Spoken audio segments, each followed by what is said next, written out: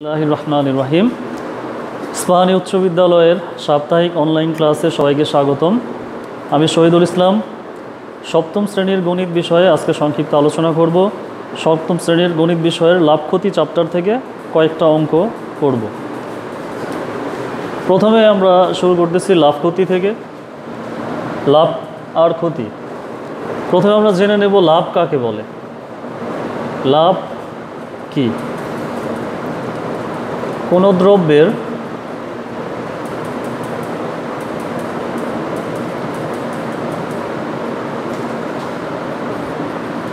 ক্রয় মূল্যের চেয়ে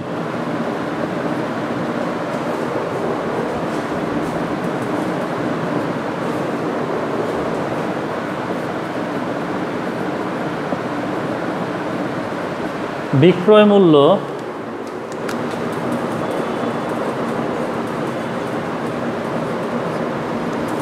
বেশি হলে তাকে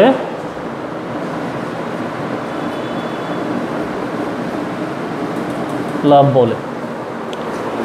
কোনো দ্রব্যের ক্রয় মূল্যের চেয়ে বিক্রয় মূল্য যদি বেশি হয়, ক্রয় মূল্যের চেয়ে বিক্রয় মূল্য বেশি হলে তাকে আমরা লাভ বলি। তাহলে লাভ সমান কি? লাভ সমান, আমরা হিসাব করি, লাভ সমান বিক্রয় মূল্য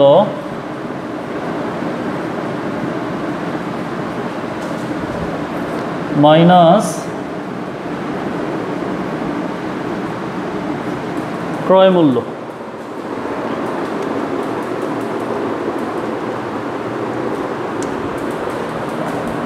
লাভ ইকুয়াল বিক্রয় মূল্য মাইনাস ক্রয় মূল্য।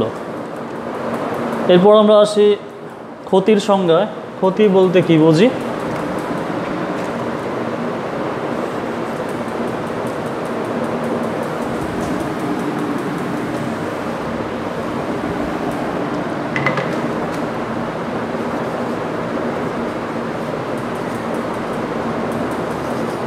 ক্ষতি বলতে আমরা বুঝবো যে কোনো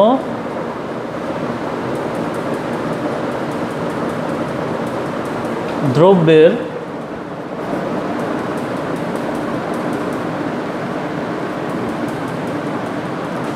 ক্রয় মূল্যের চেয়ে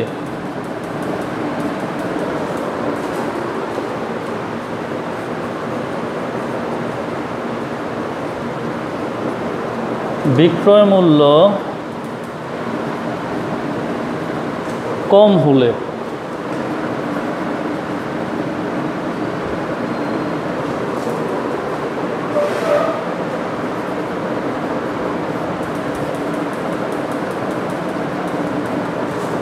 তাকে ক্ষতি বলে।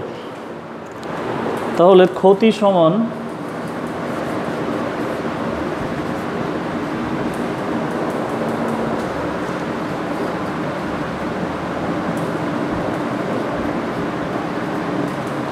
ক্রয় মূল্য মাইনাস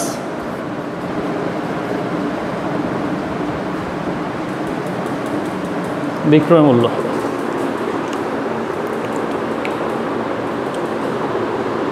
ক্ষতি বলতে আমরা বুঝলাম যে ক্রয় মূল্যর চেয়ে বিক্রয় মূল্য যদি বেশি হয়, ক্রয় মূল্যের চেয়ে বিক্রয় মূল্য যদি কম হয় তাহলে তাকে ক্ষতি বলে। তাহলে ক্ষতি সমান কি? ক্রয় মূল্য মাইনাস বিক্রয় মূল্য। আর এখানে একটা কথা খুব বেশি ইম্পর্টেন্ট, সেটা হচ্ছে লাভ এবং ক্ষতি। লাভ ক্ষতি সবসময়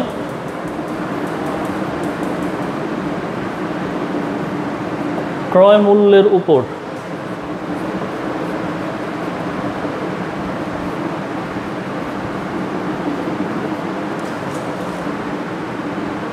হিসেব করতে হয়।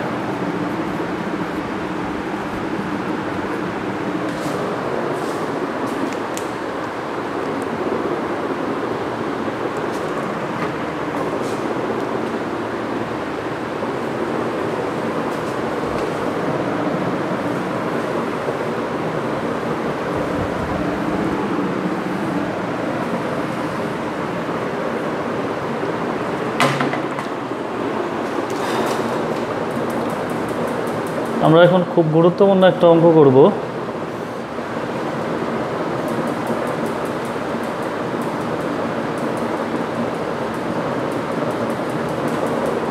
কোনো দ্রব্য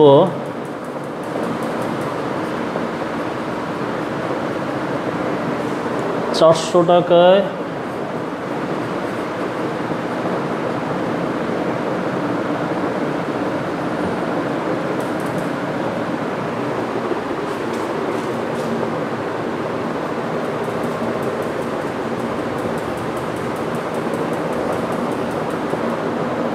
যত ক্ষতি হয়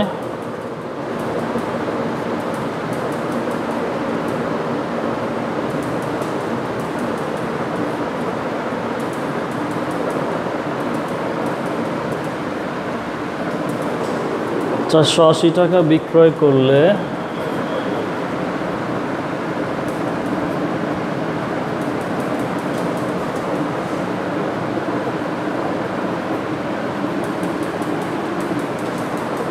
তার 3 গুণ লাভ হয়।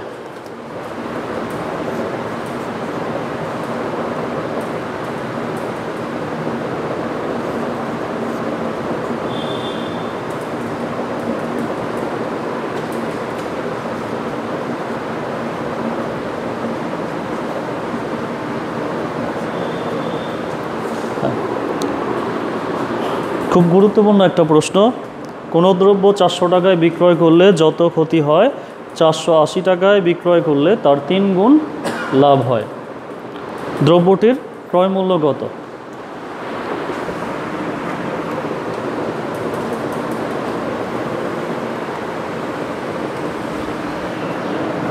আমরা এখন অঙ্কটা সলভ করব। আমি একটু সাইড দিয়ে প্রশ্নটা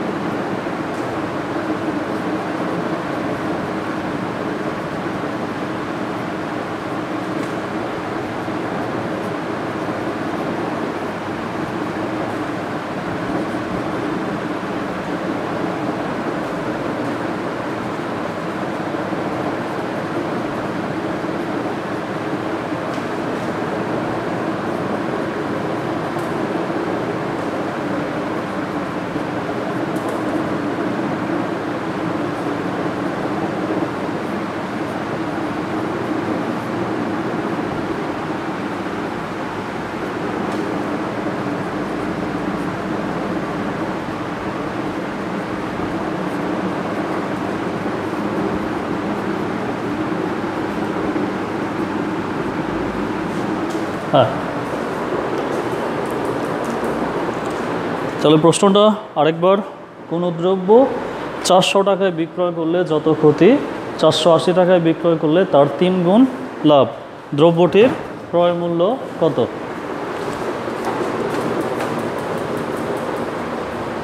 অনেকভাবে অঙ্কটা করা যায়। প্রথমত আমরা করতেছি মনে করি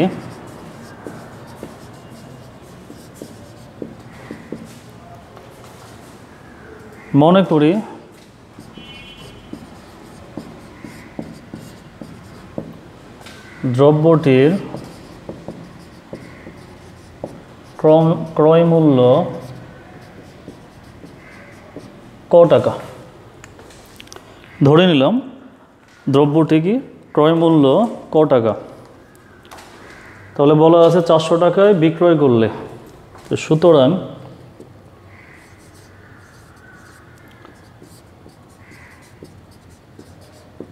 ৳400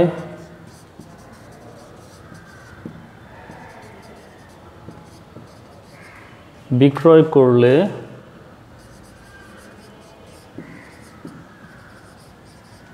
ক্ষতি।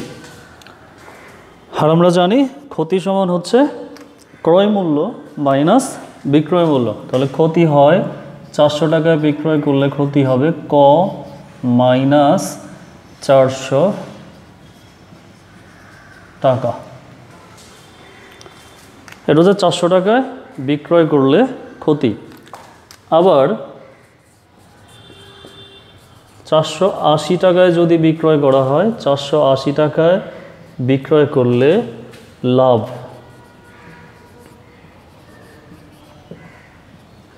লাভ হয়।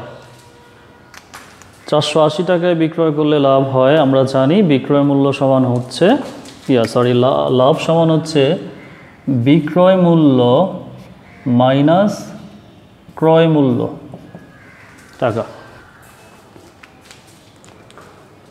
এবার আমরা অঙ্কের দিকে একটু খেয়াল করি।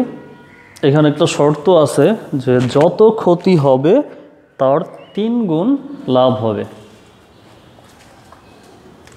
যত ক্ষতি তার 3 গুণ লাভ। তাহলে ক্ষতি হয় ক মাইনাস 400, লাভ হয় 480 মাইনাস ক। তাহলে প্রশ্ন মতে আমরা প্রশ্নের দিকে একটু নজর দিলে ভালোভাবে খেয়াল করলে বুঝতে পারবো। প্রশ্ন মতে ক্ষতির 3 গুণ, যত ক্ষতি হবে তার 3 গুণ লাভ। তাহলে ক্ষতির 3 গুণ সমান হয় লাভ 480 মাইনাস ক। তাহলে আমরা পাইলাম সমীকরণ থেকে সমীকরণ দাঁড় করালাম, যত ক্ষতি হয় তার 3 গুণ লাভ হয়। ক্ষতির 3 গুণ সমান হচ্ছে লাভ। এখন সমীকরণের নিয়ম অনুসারে 3 ক মাইনাস 3 4 1200 ইকুয়াল 480 মাইনাস ক। সমীকরণ থেকে আমরা জানি সমীকরণের নিয়ম অনুসারে বাম পাশ থেকে ডান পাশ কিংবা ডান পাশ থেকে বাম পাশে যদি আমরা আদান প্রদান করি তখন চিহ্নের পরিবর্তন হয়। যেমন প্লাস মাইনাস হবে, মাইনাস প্লাস হবে, গুণ ভাগ হবে, ভাগ গুণ হবে। অর্থাৎ ডান পক্ষ থেকে বাম পক্ষে নিলে প্লাস মাইনাস হবে, মাইনাস প্লাস হবে। ঠিক এই রকম আমরা এই 1200কে আমরা নেব ডান পাশে, আর এই মাইনাস ক এটাকে আনবো বাম পাশে। তাহলে যদি আনি তাহলে অবশ্যই আমাদের চিহ্নের পরিবর্তন হবে। চিহ্নের পরিবর্তন করলে 3 ক, আর এটা ছিল মাইনাস। যেহেতু আমরা বাম পাশে আনতেছি তাহলে অবশ্যই চিহ্নের পরিবর্তন, মাইনাস ছিল সেটা হবে প্লাস। 3 ক প্লাস ক ইকুয়াল এটা থাকবে 480। এখন আমরা এইটাকে নিতেছি ডান পাশে, মাইনাস ছিল অবশ্যই সেটা প্লাস হবে 1200।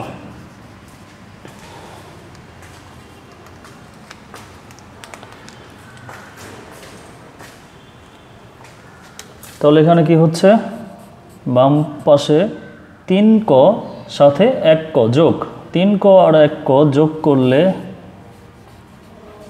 4 ক ইকুয়াল 480 প্লাস 1200 সেটা হবে 1680।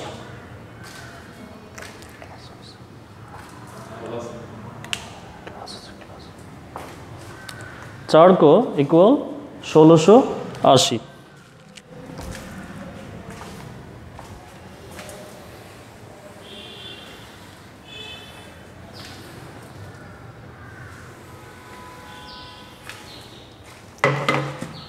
এরপর এই 4 ক এটা হচ্ছে গুণ আকার, 4-এর সাথে ক গুণ সম্পর্ক। তাহলে আমরা যদি ক রাখি 4 ওই পাশে পাঠাই তাহলে অবশ্যই গুণটা ভাগ হবে। 4 ওই পাশে গেল ভাগ আকারে। এখন এখানে 1680-কে যদি 4 দিয়ে ভাগ করা হয়, 1680 ভাগ 4 তাহলে হয় 420। তাহলে আমরা কয়ের মান পাইলাম 420। অঙ্কের শুরুতে আমরা ধরে নিয়েছিলাম যে দ্রব্যটির ক্রয় মূল্য হচ্ছে কত, দ্রব্যটির ক্রয় মূল্য ক। তার মানে কয়ের মান যেহেতু 420, সুতরাং আমরা বলতে পারি ওই দ্রব্যটির ক্রয় মূল্য। সুতরাং দ্রব্যটির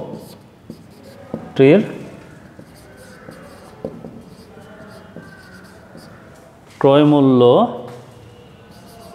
420 টাকা।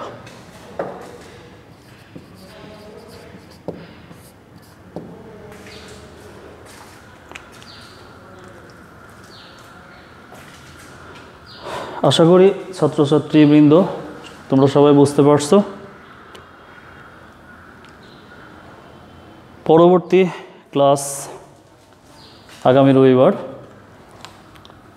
ঠিক এই সময় তোমাদের জন্য নতুন কোনো অঙ্ক, নতুন কোনো চ্যাপ্টার নিয়ে আমি উপস্থিত হব। সেই পর্যন্ত সবাই ভালো থাকো, আর বাসায় অবশ্যই মনোযোগ সহকারে পড়াশোনা করবা। যেহেতু স্কুলে আসার এখন কোনো সুযোগ নাই, বাসায় সময়টাকে কাজে লাগাও। বাসার সময়কে বইয়ের সাথে নিজেকে সম্পৃক্ত করো, পড়াশোনার প্রতি মনোযোগ হও। পরীক্ষা হোক বা না হোক সবাইকে জানতে হবে। অবশ্যই পড়ালেখার সাথে সংযুক্ত থাকো। ভালো থাকো, সুস্থ থাকো। আল্লাহ হাফেজ।